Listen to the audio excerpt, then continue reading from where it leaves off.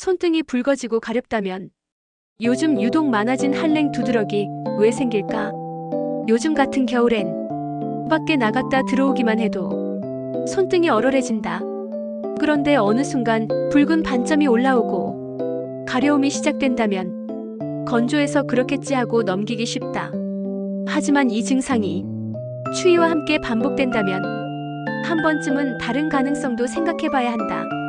추위가 피부를 자극할 때 생기는 반응. 한랭 두드러기는 차가운 공기나 물, 낮은 온도에 노출된 뒤 피부에 붉은 발진과 가려움이 생기는 질환이다.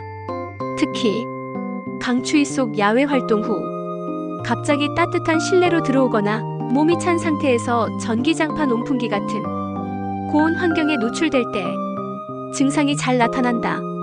피부는 차가워졌다가 갑자기 따뜻해질 때 면역 반응을 과하게 일으킬 수 있다. 그 결과가 울긋불긋한 두드러기다. 가려움만이 문제가 아니다.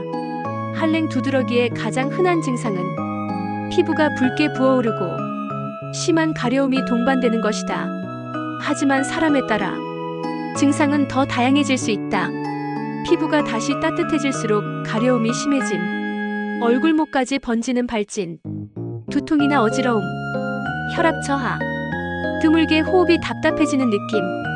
대부분은 가볍게 지나가지만 일부에서는 몸 전체 반응으로 이어질 수 있어 주의가 필요하다.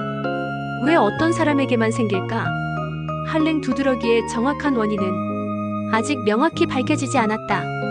다만 추위에 노출되면 체내에서 특정 물질이 면역 반응을 일으켜 피부 혈관이 확장되고 염증 반응이 나타나는 것으로 추정된다. 한번 이런 반응을 경험한 사람은 비슷한 환경에서 다시 증상이 반복될 가능성이 높다. 그래서 이번 겨울만 그러겠지 하고 넘기기보다는 자기 몸의 반응을 기억해두는 것이 중요하다. 집에서 해볼 수 있는 간단한 확인법. 병원에서는 한랭 유발 검사를 통해 반응 정도를 살핀다. 방법은 단순하다. 팔 안쪽 피부에 얼음을 잠시 대고 3분 이내에 두드러기가 나타나는지 보는 것이다. 이 반응이 강하게 나타난다면 추위에 대한 민감도가 높은 편일 수 있다.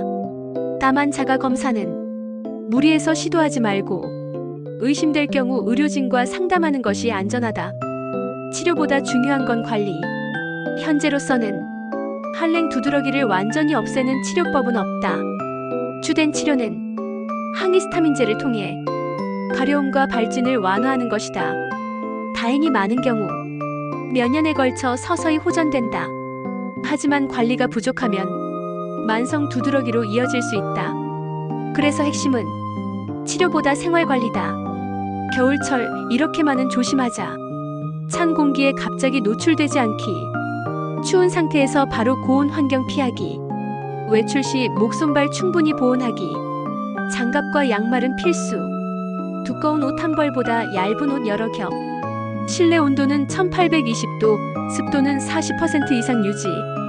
특히 손등과 얼굴처럼 노출이 많은 부위는 보습과 보온을 함께 챙기는 것이 좋다. 몸이 보내는 계절 신호를 무시하지 말자. 겨울에 나타나는 피부 변화는 단순한 건조함일 수도 있지만 반복된다면 몸이 보내는 분명한 신호일 수 있다. 추위에 약해졌다는 건 나이가 들어서가 아니라 몸의 반응이 달라졌다는 뜻이다. 조금 더 조심하고 조금 더 따뜻하게 자기 몸을 대하는 것. 그게 겨울을 편안하게 보내는 가장 현실적인 방법이다.